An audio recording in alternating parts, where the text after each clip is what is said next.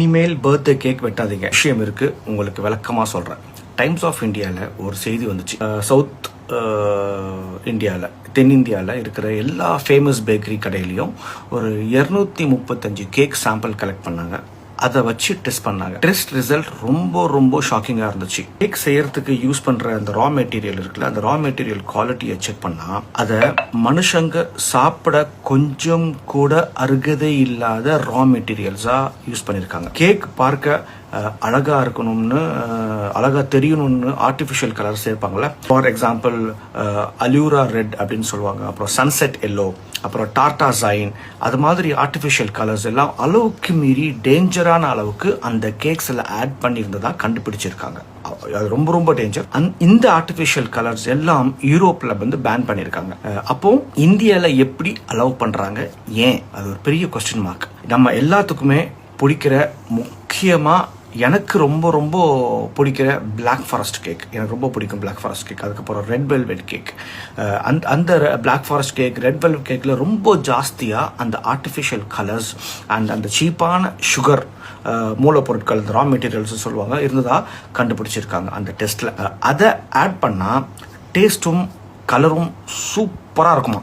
அந்த artificial colours இருக்கிற அந்த கேக்ஸை ஜாஸ்தியாக சாப்பிட்டா ஸ்ட்ரெயிட்டாக நம்முடைய அந்த மென்டல் அண்ட் ஃபிசிக்கல் ஹெல்த்தை பாதிக்குமா. அந்த மாதிரி ஒரு டேஞ்சரான ஒரு சுச்சுவேஷன் அதில் இருக்குது. அந்த மாதிரி ஒரு ரா மெட்டீரியல்ஸ். அது இன்னும் சொல்லப்போனால் கேன்சர் நோயை நம்மளே கொண்டு வந்துடுவோம். அந்த மாதிரி அது அவ்வளோ அளவுக்கு அது டேஞ்சர். FSSAI உணவு பாதுகாப்பு துறை இந்த ஆர்டிஃபிஷியல் கலர்ஸை 2011 பேன் பண்ணியிருக்காங்க. ஆனால் பேக்கரிஸ் அந்த ரூல்ஸை ஃபாலோ பண்ணுறதில்ல அப்படின்னு சொல்லி கண்டுபிடிச்சிருக்காங்க. பிஸ்னஸ்க்காக நிறைய சேல்ஸ் ஆகணுங்கிறதுக்காக ஆர்டிஃபிஷியல் கலர்ஸை இன்னமும் ஆட் பண்ணிக்கிட்டு இருக்காங்க. உங்கள் உடம்பை நீங்கள் பார்த்துக்குங்க.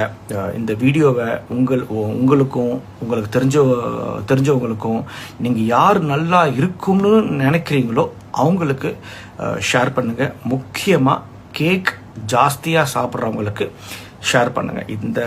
இந்த அவேர்னஸ் எனக்கும் பொருந்தும், என்ன மாதிரி கேக் லவர்ஸ்க்கும் நிறைய பேருக்கு பொருந்தும். இந்த விஷயம் வந்து மோஸ்ட்டாக நான் வந்து இந்த மாதிரி டேஞ்சரான ஆர்டிஃபிஷியல் கலர்ஸை வந்து யூஸ் பண்ணுறவங்களுக்கு தான் நான் சொல்லிக்கிட்டு இருக்கேன். ஸோ இப்போ நிறைய packers, home packers or professional packers brands வந்து அவங்க இதெல்லாம் பண்ணுறது கிடையாது. ஸோ இது வந்து அவங்களுக்கு இல்லை, ஆனால் இது ஒரு அவேர்னஸ்க்காக தான். ஸோ அதனால் நீங்கள் வந்து இனிமேல் கேக் சாப்பிட்றதா இருந்தால் ரொம்ப கேர்ஃபுல்லாக நீங்கள் சாப்பிட்றது என்னுடைய advice. Take care of your health.